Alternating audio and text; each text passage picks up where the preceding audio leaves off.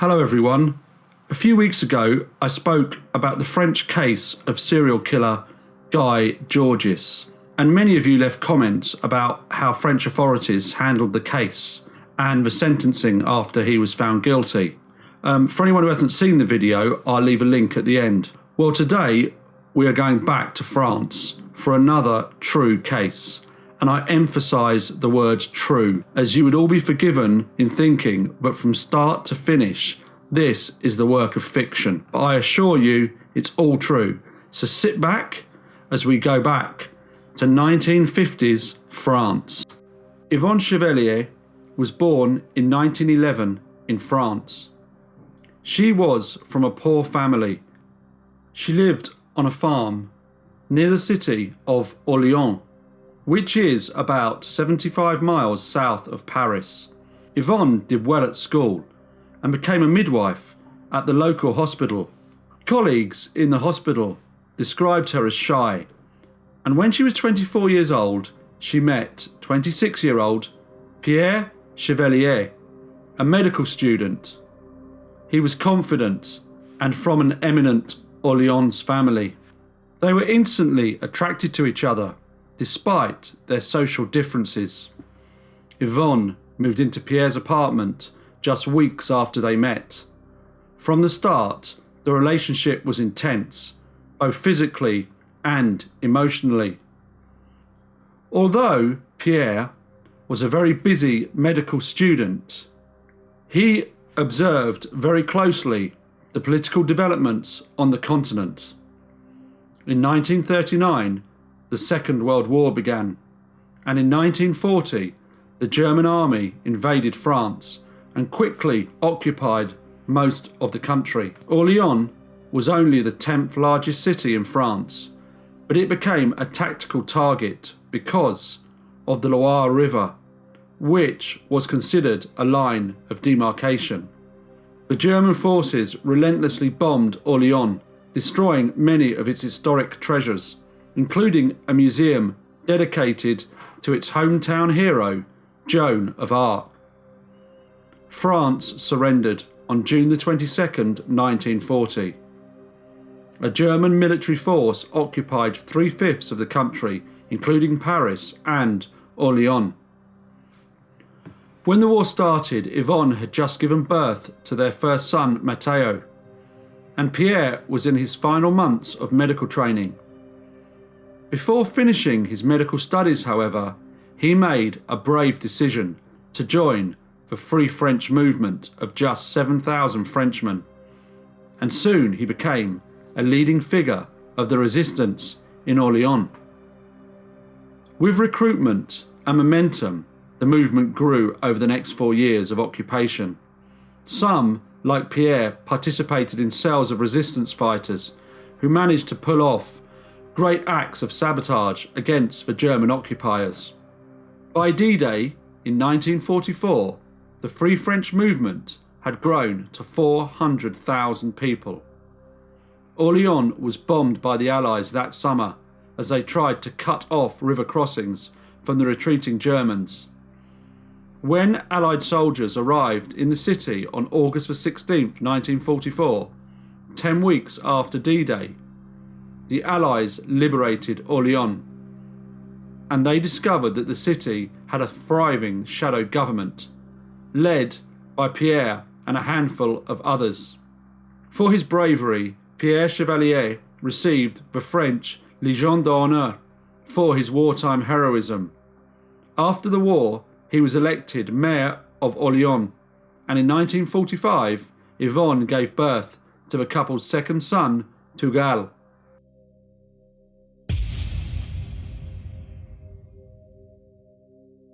Despite his career in medicine, Pierre had always wanted to go into politics and spent more and more time in Paris, while Yvonne was left behind in Orléans to care for their children. In 1950, he was elected to the National Assembly, which meant even more time would be needed in Paris, so he took an apartment there and frequently stayed overnight. Like any politician, he maintained a busy schedule of appearances at political and social functions, to which his wife rarely accompanied him. Pierre was described as handsome, dashing, and socially adept. Yvonne, on the other hand, was described as dull, witless, and socially not acceptable in French high society. Pierre was spending more and more time away from the family, and Yvonne, who still very much loved her husband, realised that unfortunately her feelings were not being reciprocated. Yvonne decided to change her image in an attempt to win back her husband's love. She read about art, literature, and politics. She frequented fashionable beauty salons and bought more flattering clothes. But none of this worked, and she eventually turned to drugs and alcohol to provide the comfort that was denied to her by Pierre, who had made it pretty clear that he had lost all interest in intimacy with his wife. The couple's lives just went on.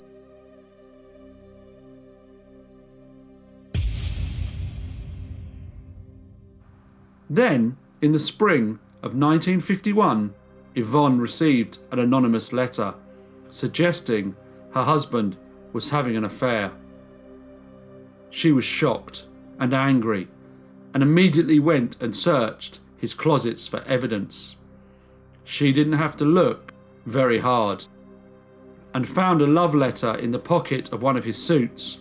It read, "Without you, life would have no beauty or meaning for me." The letter was signed Jeanne.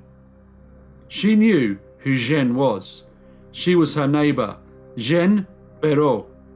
Beautiful, intelligent, well-educated, and ultra-sophisticated. She was married and 15 years younger than her rich husband, named Léon. Maybe the sort of woman Pierre should have married in the first place. Like Yvonne and Pierre, Jeanne Perrault and her husband seemed a total mismatch. He was middle-aged, bald, short, and rotund, the owner of one of Orléans' most prestigious and profitable department stores. He worked long hours, meaning he often stayed away during the week. The couples would meet at social events, which would always seem to draw Pierre back home from Paris. The city's gossips loved to talk about Jeanne Perrault. There were rumours about her romantic affairs and lovers within the Loire region. In the meantime, Yvonne had grown increasingly anxious about her own relationship with her husband. She had nervous tension that led to doctors prescribing her prescription drugs. She became addicted to Maxiton, which is an amphetamine, and Veronal. She was chain smoking and drinking excessive amounts of coffee. Her sleep became sporadic and she developed hooded eyes. The French rules of marital manners demands discretion, if not fidelity.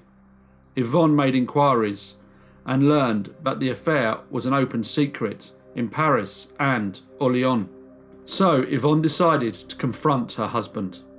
She left the children in care of the maid and boarded a train bound for Paris. But she returned home utterly humiliated. She was turned away from the National Assembly by an usher who was under strict orders not to allow her admittance, and Pierre refused to meet with her. Yvonne returned home and went to confront her husband's lover. The women argued about various moral and marital issues, and the confrontation ended badly with screaming and shouting. Yvonne next paid a visit to Jeanne's husband, Léon. He told Yvonne that he knew about the affair and would just let it run its course. All Yvonne could think about was the affair, and it was constantly eating away at her. Pierre eventually returned to Orléans to face his wife, but refused to discuss the affair with her, claiming it was a private matter, and continued to treat her with contempt. The same week, he had been nominated to a cabinet position as Government Minister for Education, Youth and Athletics. Pierre believed that a divorce would end his political career, as France was a Catholic nation that tolerated affairs but not a divorce minister. Yvonne decided to take the boys to the coast for a week's holiday, hoping the time and distance apart from his children would bring Pierre back to his family. But when she returned, nothing had changed. Yvonne was very distressed. Here she was, a mother and a wife, trying to bring up 2 children pretty much on her own. And when she returned to Orléans, she overdosed on pills, in what was considered to be either a suicide attempt or a cry for help. Fortunately, she recovered, and she went to the police station near her home and applied for a handgun license. She explained that she needed protection since her husband was about to assume a government ministerial position. She obtained the permit and went to the gun shop, asking the owner to show her a pistol that can kill with 1 shot. The owner recommended a MAB 7.65, a French-made semi-automatic with a 9-round magazine. She returned the next day and bought the MAB and 25 rounds of ammunition.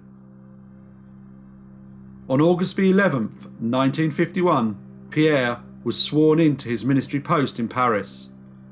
The next day, he had an appointment for his first public appearance at the county fair not far from Orléans. When going to the fair, he instructed his chauffeur to stop at his house so he could change his clothes. He entered his house, spoke to his children, and went up to his dressing room to change for his public appearance. Yvonne decided this was a good chance to make one last-ditch effort to save their marriage. She threatened Pierre, saying she would send the boys to boarding school and deny him visits. Then she pleaded, saying she could not possibly love another man, and that it broke her heart to see him in the arms of another woman. She said she could change, and she would work hard to make herself a more socially acceptable wife. Finally, as Pierre was changing, Yvonne fell on her knees, begging him to love her. Pierre's dismissal was brutal. He explained to his wife that he no longer wished to have anything else to do with her, and that after consideration, despite being a minister, he wanted to divorce her and marry his mistress. Yvonne left the room emotionally stressed and very angry with the way he had treated her. She got the gun from the linen closet where she had hidden it and returned to Pierre's dressing room. She turned the gun on herself and told her husband that she would kill herself if he tried to leave her for another woman. Pierre mocked her, telling her to go ahead and shoot herself, but please wait until he had left the room. Then her emotions took over, and with deadly precision she pointed the gun at Pierre and fired 4 shots, hitting him in the chest, forearm, thigh and chin. As she stood over him, their oldest child, Matteo, burst into the room and saw his father lying on the floor. Yvonne calmly led him back downstairs and handed him over to the maid. She returned to Pierre's dressing room and shot him a 5th and final time in the back. Minutes later, she called the police station, simply stating, "Please come here at once. My husband needs you urgently." The gendarme arrived and arrested her. Yvonne was accused of murder and confined to jail for more than a year while awaiting trial. The proceedings were moved to Reims, 150 miles northeast of Orléans, in a failed attempt to reduce the public interest. For months, the story was front-page news in France. It was also high profile in Spanish, Italian and British newspapers, as well as being reported in the New York Times and featured in the New Yorker magazine. Yvonne had not mentioned the love triangle motive in her first interview with the police, but she later confessed that she had been jealous of her husband's affections for Jeanne. Initially, most French people were angry that their war hero had been taken from them. Newspapers portrayed Yvonne as a woman who married above her station and who was outmatched culturally and intellectually by her husband. The French public's general opinion was, who could blame Pierre for seeking a more sophisticated companion? As time went on, however, the public opinion began to change. as details of Pierre's affair and the cold, cruel treatment of his wife began to appear in the press. French journalist Jean Laborde, a reporter with François, spent time interviewing Yvonne's family and was given access to her letters. Again and again, she swore emotional love to Pierre, even as she revealed her anxiety over his relationship with his lover. As her trial approached, the French wrote about the story every day. Reporters, psychologists, sociologists, criminologists, and other commentators, all giving their opinion on the case. Characteristically, in class-conscious France, much was made of her background. She, a peasant's daughter, he, the son of a prominent family. But by now, most of France was blaming Pierre for his misbehaviour. Yvonne Chevallier went on trial on November the 5th, 1952. In those days, the French Penal Code included a love triangle provision that absolved from punishment any man who committed homicide after finding his wife in the bed with another man. In this case, the roles were reversed. The Yvonne Chevallier case was widely viewed throughout France as a crime of passion, which fell under this provision. At the trial, the defence decided to portray Yvonne as a victim, a woman who fell in love and married a man, bore him 2 children, and then was discarded as he climbed the political ladder. The prosecution case was simple. Yvonne shot her unarmed husband 5 times, a cold-blooded, unprovoked killing. Yvonne arrived in court dressed in a grey suit. Jail had been hard on her. She was thin and pale, which evoked even more sympathy from the spectators, reporters, and the judge, whose name was Raymond Jardin. The judge was very interested in Yvonne. He wanted to know about her marriage and what she had or hadn't said to her husband's lover when she confronted her. The judge asked her a series of questions about her marriage. Yvonne began to sob as she described her relationship with her husband's family. "They regarded me as a mistake of Pierre's youth," she said. Judge Jardin questioned Yvonne closely about the hostile meeting she had with Jeanne after the affair came to light. The judge asked if she told her husband's lover that she was going to kill Pierre. "No," Yvonne replied. The judge asked her for her reaction when Pierre coldly informed her that she would divorce her so he could marry Jeanne, who was sitting in the courtroom. Yvonne started to answer, but she fainted. After a 15-minute recess, the judge asked Yvonne to explain the circumstances of the 5th shot. She replied that she had intended to return to her bedroom to commit suicide beside the love of her life. She explained that the gun fired accidentally, hitting her husband on the back. The next witness was Léon Perrault, the very wealthy husband of Pierre's lover. He testified that he liked Pierre and that he knew of the affair and deemed a war hero very worthy of his wife's affections. The next witness was Pierre's lover, Jeanne Perrault, and she approached the witness stand like she was walking onto a movie set. She was 34, glamorous and cool, despite frequent jeers from the gallery. In her response to questions, she said the affair had begun in May 1950 and it continued to the day of the killing, 15 months later. She said the lovers rendezvoused in Paris 2 or 3 times a week. When asked whether she was ashamed of her affair, as she was, after all, the mother of 3 young children, she replied, "Not at all." She said she felt pity for Yvonne, but that she felt deep affection for Pierre and did not plan to end the affair, even after she was confronted by her lover's wife. After Jeanne testified, the trial continued with different witnesses. The prosecution called relatives of Pierre, who said that Yvonne was a virtual recluse and refused to attend Pierre's family functions and was suspicious of any female who spoke to her husband. A policeman testified that Yvonne had given a series of differing accounts on the fatal events in the bedroom. The last witness was a psychiatrist who revealed that the Chevalliers had had a sexless marriage for years, which caused her physical depression. He also said Yvonne suffered from social, physical and intellectual inferiority complexes. The psychiatrist said that Yvonne had retained the mentality of a teenager in love with a student. At the end of the trial, it seemed the judge and even the prosecution were feeling very sympathetic towards Yvonne. Judge Jardin even swerved French judicial protocol because instead of referring to Yvonne as the accused, he referred to her as Madam. He did, however, in his summing up, state Yvonne had no right to take the life of another person and she should have controlled her jealousy.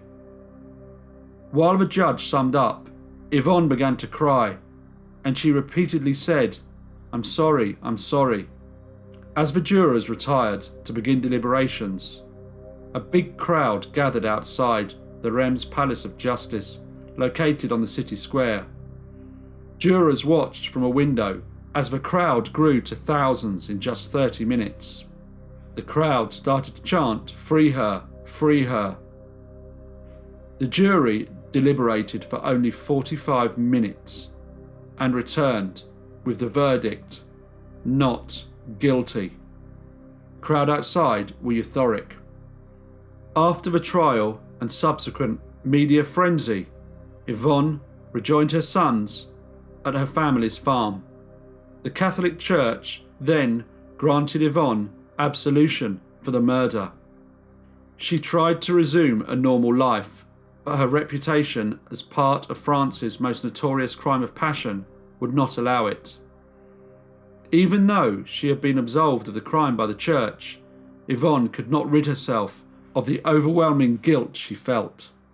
So, she devised her own form of penance by moving to French New Guinea with her sons, where she worked as a volunteer nurse in a hospital for the poor until her death in the 1970s. Okay everyone, thanks so much for listening. I really hope you enjoyed the video. It'd be really interesting to get your feedback and comments on what you thought of the video and what you thought of the verdict. If you haven't heard the Guy George's story, the link is on the page now. And on that note, I will see you next time in the next brief case.